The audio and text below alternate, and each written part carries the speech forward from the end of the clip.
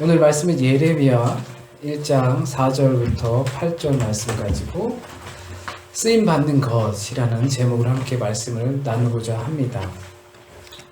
흔히 성공하는 사람들의 습관을 보면 미래 설계를 어떻게 하느냐에 따라 달렸다고 합니다. 하루를 시작할 때 조금 일찍 일어나서 오늘 있을 일들에 대해서 미리 생각해보고 이미지 트레이닝을 하는 것입니다. 그리고 그 하루를 그려보고 계획하게 되는 것입니다. 그 계획에 있어서 미리 대처를 어떻게 할지도 떠올리게 되는 것입니다.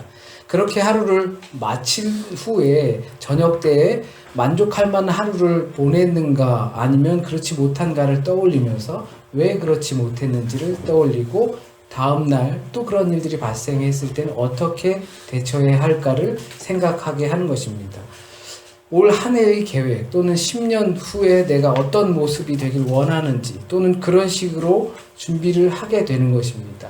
하루하루를 그렇게 준비하고 한 달을 준비하고 한 분기를 그렇게 준비하고 한 해를 그렇게 준비하는 사람들이 성공할 수 있다라고 합니다. 그런데 아이들은 되는 대로 보내고 하고 싶은 대로 합니다. 그 반면 어른들은 수많은 계절들을 보내왔고 시간들을 보내왔기 때문에 겨울이 찾아오면 무엇을 준비해야 하고 여름이 찾아오면 무엇을 준비해야 하는지 대충 알게 됩니다. 이때는 무엇을 하고 저 때는 무엇을 하고 그것을 미리 알고 쉴 때와 또는 일할 때를 구분하게 됩니다. 그리고 그거에 따라서 계획하게 됩니다. 그러기 위해선 지금 무엇을 준비하고 앞으로 10년을 어떻게 보내야 하는지 철저히 계획하고 실천해 나가야 합니다.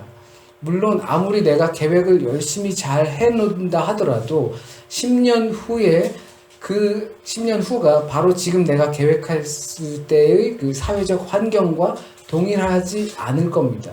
그렇기 때문에 10년 후에 발전하고 변화된 그 사회적 환경까지도 예상하고 계획을 해야 한다는 겁니다. 그래야 그 성공적인 그날이 도래할 것입니다. 그 미래가 오늘이 되는 것입니다. 그것이 10년의 계획이든 평생의 계획이든 마찬가지입니다. 혹시 성공을 꿈꾸고 또 계획하고 계신 분이 계시다면 이 정도는 참고를 해 두셔도 좋을 것 같습니다. 그런데 제 경우를 돌아보면 그런 성공하는 사람의 모습은 지금까지 없었던 것 같습니다. 어쩌면 앞으로도 없을지도 모르겠습니다. 아시는 분들은 아시겠지만 오늘만 살기 때문입니다. 이런 사람은 어떤 조직을 이끌고 가기엔 적합하지 않은 스타일인 것 같습니다. 오늘 하루 살기만 바쁜 것이 아니라 오늘 하루만 살기도 바쁜데 내일이며 한 달 후며 1년이며 계획을 어떻게 하는가 그런 것이 아니라 그냥 오늘이 너무 좋기 때문입니다. 오늘을 살지 못하는데 어떻게 내일을 할 수 있습니까? 그래서 사실상 별다른 계획 없이 산다고 봐도 좋을 것 같습니다. 나름 교회의 계획이라고 하는 것들을 보면 좀 대충 알 수 있을 것 같습니다. 어떻게 보면 다른 분들이 봤을 땐 좀 한심하기도 하지 않을까. 아무런 계획이 없는 것이나 다를 바 없어 보이기도 합니다. 목표만 있지 유일하게 다가올 날을 준비하는 것이라고 제 삶 가운데 있는 것이라면 주일 말씀을 준비하는 것입니다. 금요일이나 토요일 이럴 때 주일 말씀을 준비하게 되면 늦기도 하고 그리고 만약에 그 금요일이나 주말에 무슨 일이 생겼을 때 돌발 상황이 생겨서 주일 말씀을 제대로 준비하지 못하게 되면 주일 말씀을 늘 하는 사람으로서 얼마나 이게 불성실한 모습일까라는 생각을 하게 됩니다.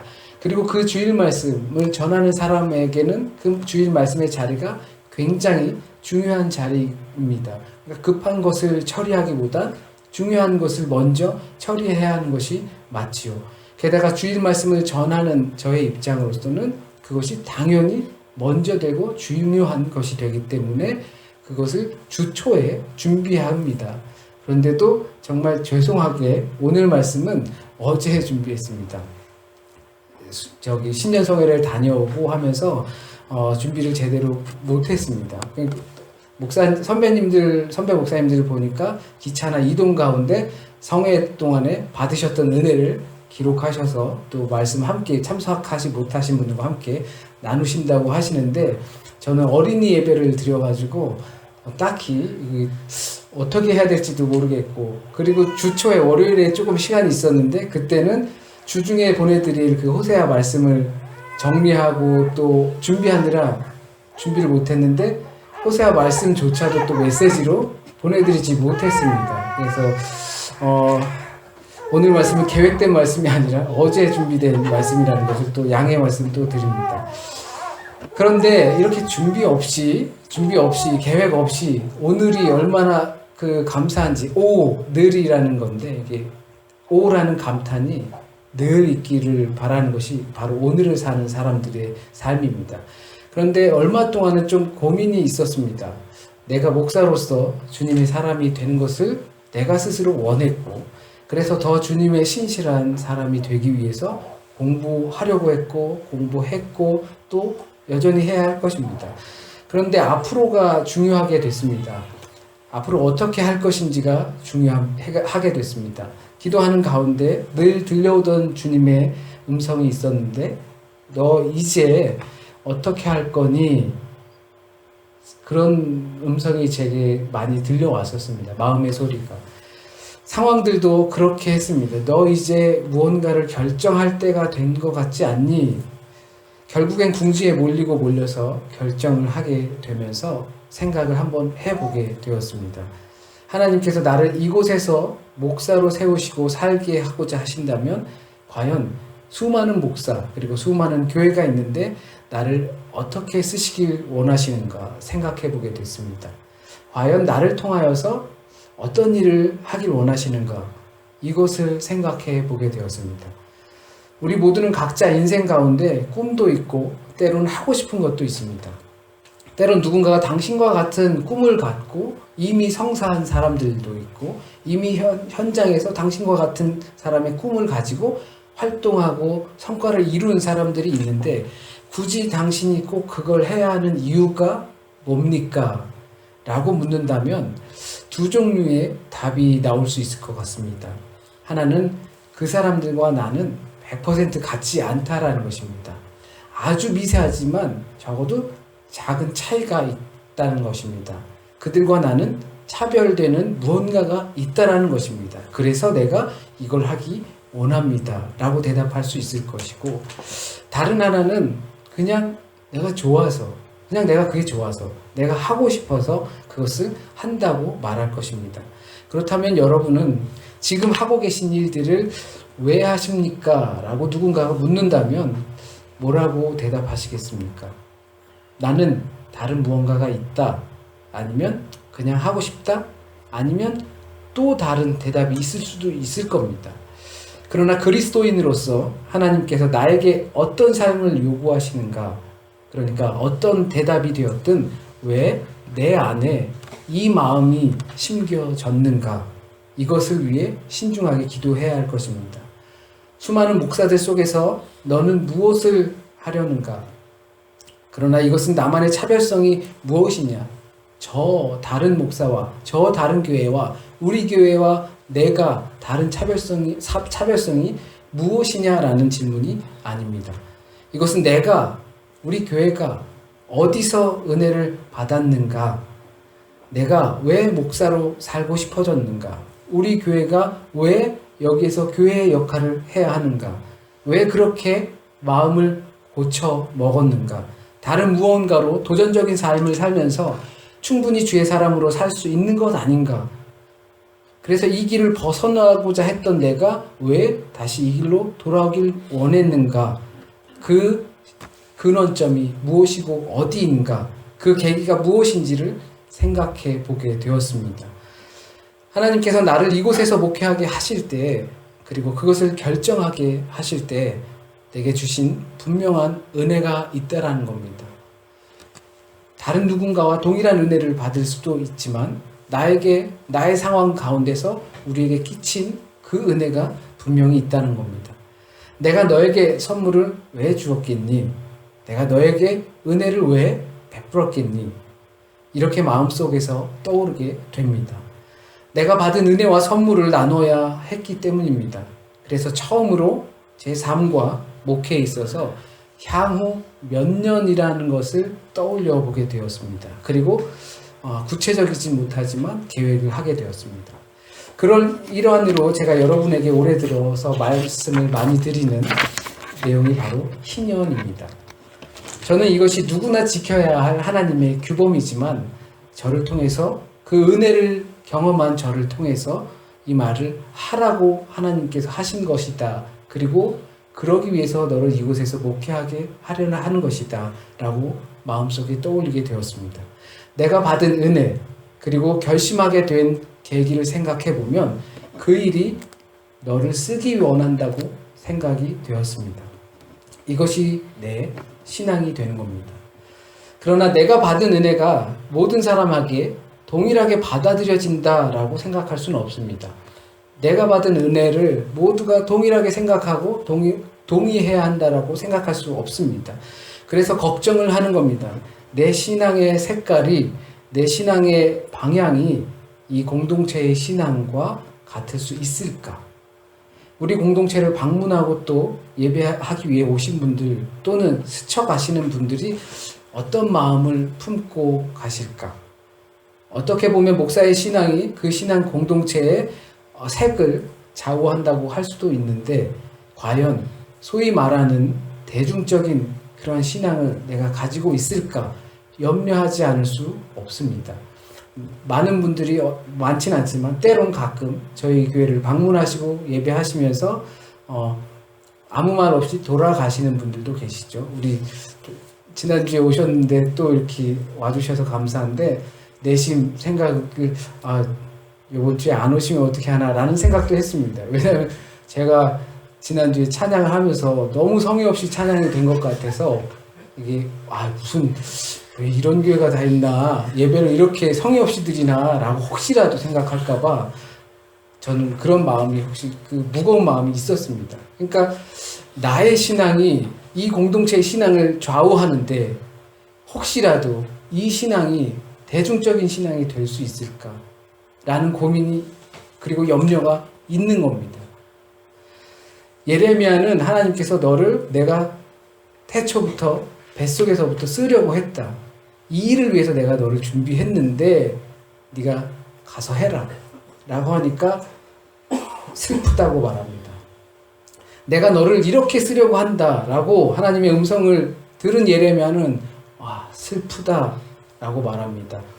우리말로 요즘 말로 하면 오 마이 갓, 마인 곧 그냥 망했네 이렇게 돼버리는 것입니다.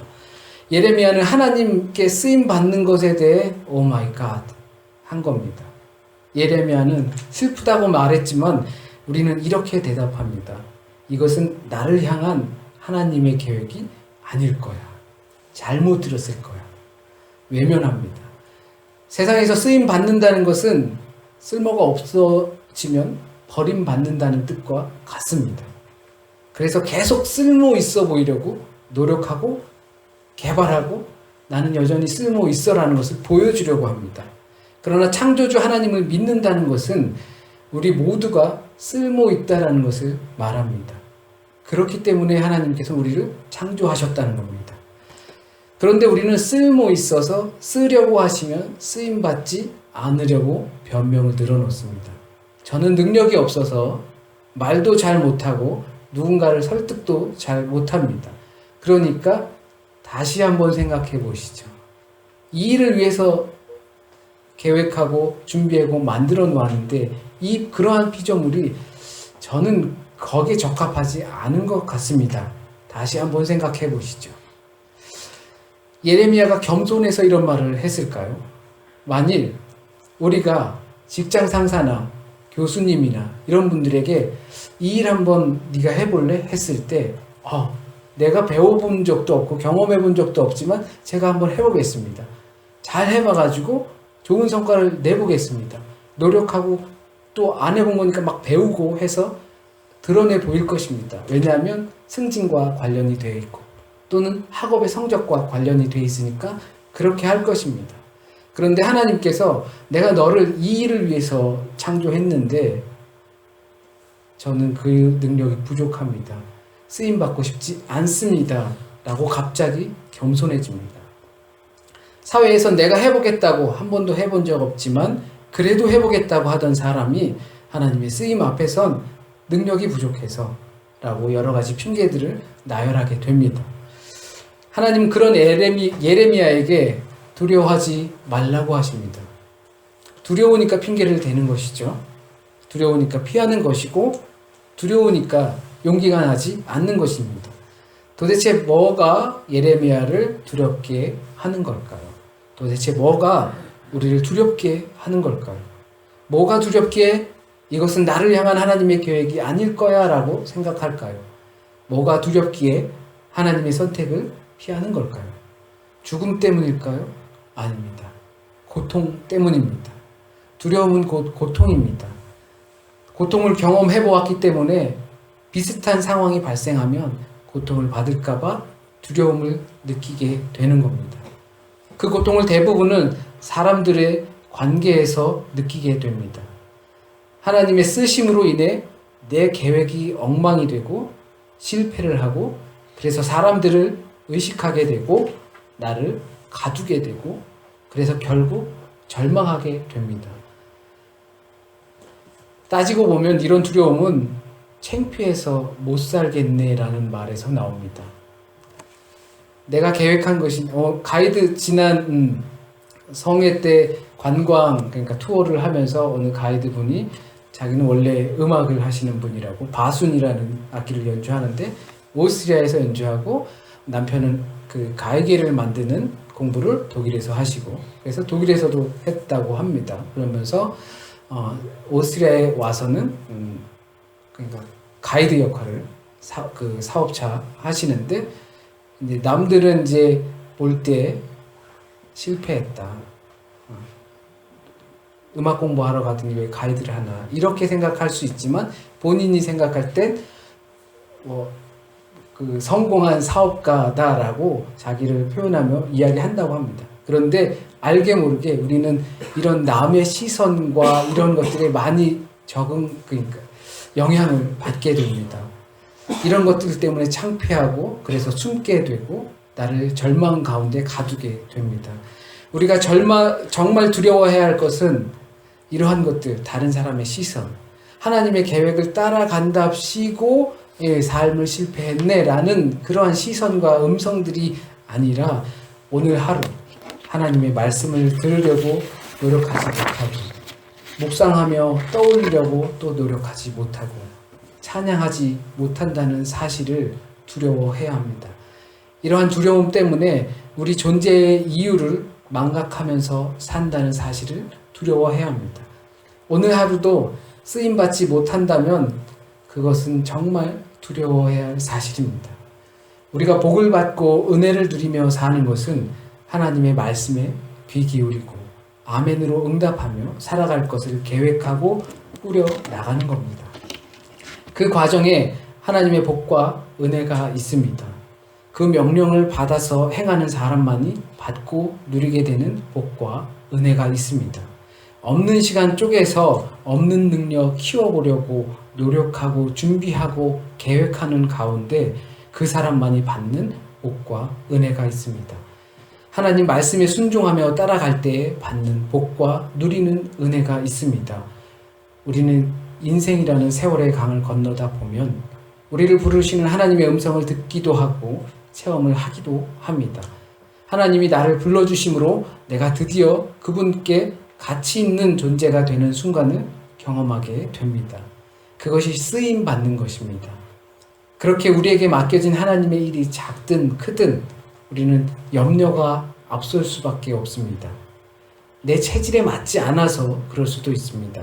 사람들을 의식해서 그럴 수도 있습니다. 혹시나 실패할까 두려워서 그럴 수도 있습니다. 스스로 그 일이 싫어서 그럴 수도 있습니다. 그러나 그 부르심으로 우리는 꽃이 됩니다. 누가 나를 꽃이라 불러주겠습니까? 나를 꽃이 되게 해준 그분 앞에 향기를 드러내야 할 것이고 또한 나도 누군가를 꽃이라 불러주어야 할 것입니다. 우리는 모두 무언가가 되고 싶어 합니다. 무엇이 되고 싶으십니까? 하나님의 부르심 앞에 우리는 어떤 모습으로 있어야 하는지 예레미야를 통해서 잘 보셨기를 기대해 봅니다. 아멘. 기도드리겠습니다.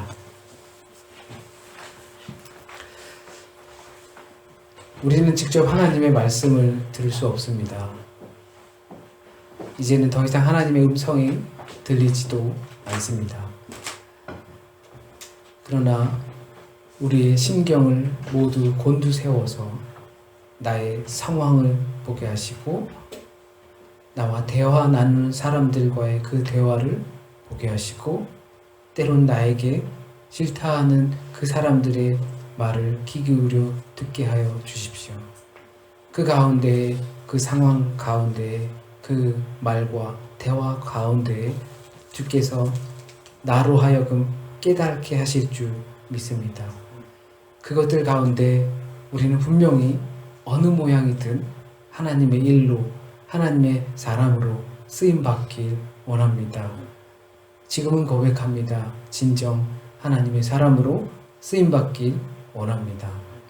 때로는 그것을 피하고 아닐 거라라고 말하고 믿고 싶었지만 그러나 하나님께서 우리 한 사람 한 사람을 그의 계획하신 일 가운데 쓰길 원하신다는 것을 믿고 우리는 쓰임 받기를 원한다고 고백하길 원합니다. 우리의 삶을 주님 꼼꼼하게 인도해 주실 것을 믿고 주님께서는 절대 실수하지 않으실 것을 믿고 우리는 과감히 우리 앞에 펼쳐져 있는 그 두려움을 극복해내길 간절히 소원합니다. 하나님, 행여라도 주의 말씀과 어긋난 말씀이 있다면 우리의 마음과 생각 가운데서 걷어주시고 진실되게 주님께서 원하시는 말씀만 우리의 삶 가운데 남게 하여 주셔서 온전한 열매를 맺길 간절히 소원합니다. 또한 한 주간의 삶을 주님께 맡깁니다. 하루하루 살아가면서 더욱더 주님 음성에 귀 기울일 수 있도록 하여 주시고 말씀을 통하여서 쓰여진 말씀과 그 기록된 말씀을 통하여서 우리에게 주의 말씀이 깨달아질 수 있길 간절히 소원하며 그 말씀으로 실패하지 않고 승리하는 하루하루 될 수 있도록 한 주간 될 수 있도록 주여 인도하여 주소서. 모든 말씀 우리 주 예수 그리스도의 이름으로 기도드립니다. 아멘.